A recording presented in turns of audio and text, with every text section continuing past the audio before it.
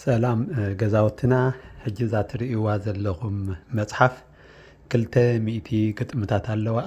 ቀደም በብመዓልቱ ዝጽሕፎ ነበርኩ ማለት እዩ። ሕጂ ቁሩብ ገንፂለ ኸርእየኩም እየ። ሕጂ እዚኣ ሓንቲ ግንፅል ተቢልካ ኣብዚ ሕጂ ንየለ ግጥምታት ብዮሴፍ ሃይሉ ዋላ ተዕለት ብኣይዶኖ በቲ ናይቲ ግዜ ዝጽሕፎ ነበርኩ ራእይዎ እዚ ሕጂ መስከረም 1990 ትብል ኣላ ማለት እዩ። ሕጂ ብዚ ተገንፂለ መእተዊ ዝብል ኣለዎ ማለት እዩ። መውፅኢ ማለት እዩ። ሕጂ እዚ ኣርእስታት እዩ። እዚ ትርእይዎ ዘለኹም ሕጂ ኩሉ ኣርእስታት እዩ ማለት እዩ። ሕጂ በብቲ ግዜ ዝነበሮ ዝጽሕፎ ራእዩ ብዚ ሕጂ ገንዘብ ሎሚ ትብል ኣላ ሕጂ ብሓደ ቦታ ሳላ ዝፀዓሩ ገለ ኩሉ በብ ኣርእስቱ ማለት እዩ። ቋንቋ ከምኡ እንዳበለ ኸይድ ማለት እዩ። እዚአን እዚ ኩሉ ሕጂ መውፅኢ እዩ።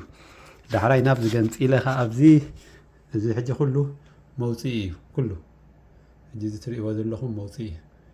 ዳሕራይ ኩሉ እዚ ከምኡ እንዳበለ ሕጂ ግንፅል ምስ ኣበልኩ ቁፅሪ 1 ሰላም ትብል ሕጂ ከምብበልኩም ክፍትን እየ። እዚኣ ሕጂ ቁፅሪ 1 ሰላም ትብል ኩሉ በብወገኑ ክስለፍ ናብ ሓቂ መዓስ የውፅያ እዚኣ ወርሒ 9 ዕለት 9/1990 በቲ ሓደ ኣቆፃፅራ ከዓ 01/01/1983 ትብል ማለት እዩ።